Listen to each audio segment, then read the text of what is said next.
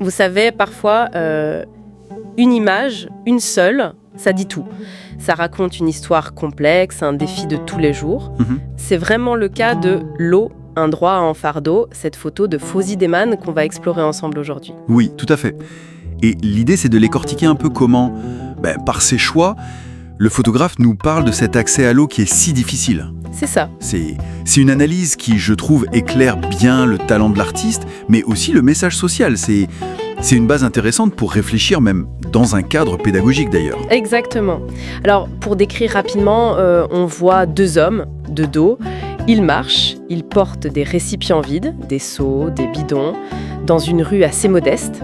Et le titre, rien que le titre, ça dit « L'eau, un droit en fardeau ».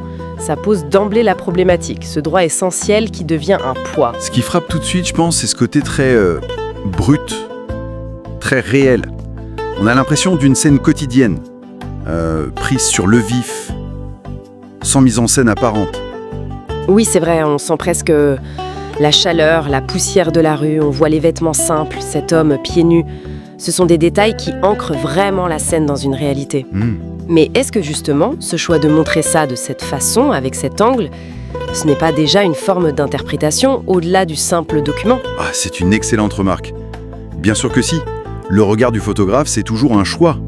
En choisissant cette sobriété, ces murs un peu usés, ce dénuement général, Oui. Deman crée un cadre qui évoque la précarité, c'est vrai, mais sans tomber dans le misérabilisme. L'authenticité est là, oui, mais elle est choisie, elle sert un propos. Et la composition vient appuyer ça, hein, avec cette diagonale que forment les personnages. Ça donne une certaine dynamique, même si on imagine que la tâche est répétitive. Tout à fait. Et le cadrage nous place assez près pour sentir l'humain, mais assez large pour voir le contexte autour. C'est exactement ça. Ce plan moyen, ça crée une proximité, mais une proximité respectueuse. Et puis, regardez la lumière. Ah oui, la lumière. Elle est naturelle, assez vive, non ?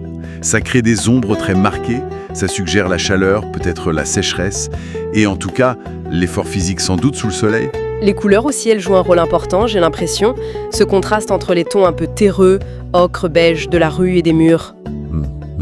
Et puis, le rouge vif d'un t-shirt, le bleu éclatant des bidons, ça attire l'œil direct sur eux, sur leur charge. C'est très juste. Ces touches de couleurs deviennent des points d'accroche. Elles symbolisent à la fois le fardeau, les bidons vides, bleus, et puis l'humanité, les vêtements. D'accord. Et le fait de les photographier de dos, à hauteur d'homme, c'est un choix important, je crois. Pourquoi ce choix du dos, à votre avis ? Qu'est-ce que ça change de ne pas voir les visages ? Ça nous met dans une position d'observateur un peu discret, presque en retrait. Il n'y a pas de confrontation, on évite le pathos facile, si vous voulez. Oui, je vois. Et surtout, je pense que ça rend la scène universelle.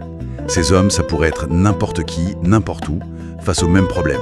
C'est une approche très humaniste, qui respecte la dignité des personnes. Alors, si on dépasse un peu les aspects techniques, qu'est-ce que cette image nous dit vraiment ? Quel est le cœur du sujet, le message ? Bon, le sujet central, il est clair. C'est la difficulté d'accéder à l'eau potable. Un droit fondamental qui devient une corvée, une charge physique visiblement quotidienne. La photo pointe vers un manque structurel en fait, une inégalité profonde dans l'accès à cette ressource vitale. Et c'est ça qui est frappant, cette absence de misérabilisme dont vous parliez tout à l'heure. On sent la difficulté, oui, mais on ne ressent pas de pitié forcée. C'est une ligne de crête assez fine et le photographe s'y tient bien. Tout à fait. Le message est là. Oui, il y a des inégalités, mais il y a aussi de la résilience, une sorte d'endurance tranquille. Il y a une dignité silencieuse dans cette marche. Une solidarité peut-être aussi. On peut même y lire une forme de solidarité discrète, oui, entre ces hommes qui partagent cette tâche.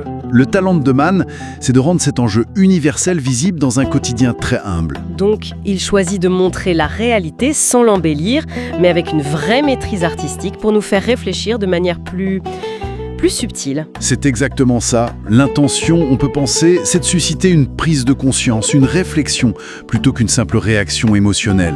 C'est toute la force d'une photographie qui arrive à combiner le documentaire et un vrai regard d'auteur. En résumé, Fawzi Deman utilise des choix de forme très précis. La composition, la lumière, la couleur, le point de vue, et une approche vraiment sobre pour transformer une scène qui pourrait être banale en un témoignage fort.